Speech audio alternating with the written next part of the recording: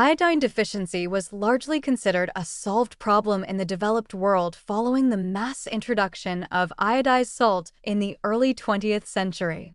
That solution worked well for decades. Now, as public health messaging increasingly warns about sodium intake, as specialty salts like sea salt, Himalayan salt, and kosher salt, which are not iodized, replace table salt in many households. And as plant-based diets that exclude dairy and seafood become more prevalent, iodine sufficiency is showing measurable signs of quiet erosion. The downstream consequences for thyroid health are substantial enough that this trend warrants considerably more attention than it is currently receiving. The thyroid gland requires iodine to produce its hormones T3 and T4, the principal regulators of metabolic rate, energy production, heart rhythm, temperature regulation, cognitive function, and fetal brain development.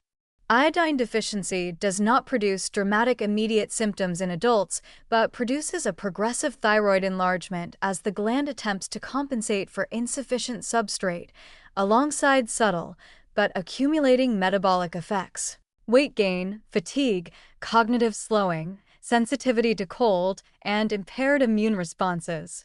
In pregnant women, even mild iodine deficiency carries risks of irreversible cognitive impairment in the developing child that represent some of the most serious dietary consequences in all of nutritional medicine.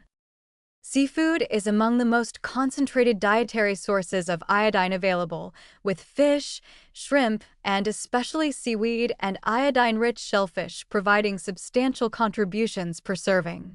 Dairy products are the other major reliable source in most Western diets. Iodine enters milk through iodine-containing sanitizing solutions used in dairy equipment, a somewhat indirect but historically consistent contribution. For people who eat neither seafood nor dairy, iodized table salt becomes the primary defense against deficiency, and in households that have switched to non-iodized specialty salts without replacing their iodine source, that defense has been removed without awareness. Seaweed deserves specific mention as a plant-based iodine source, but with a strong caution. Iodine content in seaweed is extraordinarily variable. Different species contain vastly different amounts, and even within the same species, iodine concentration varies based on growing location and season. Certain seaweeds, particularly dried kelp and kombu, can contain iodine levels so high that regular consumption poses a risk of iodine toxicity, which paradoxically can also disrupt thyroid function. Using seaweed as a consistent iodine source requires a level of knowledge about specific products that most consumers do not have. For women of reproductive age, particularly those pregnant or planning pregnancy, iodine status is among the most clinically consequential nutritional measurements available, and it is not routinely checked in standard prenatal care in many countries. Prenatal vitamins vary considerably in their iodine content, and reliance on a prenatal supplement without verifying its iodine content is a gamble that public health advocates should be more vocal about closing.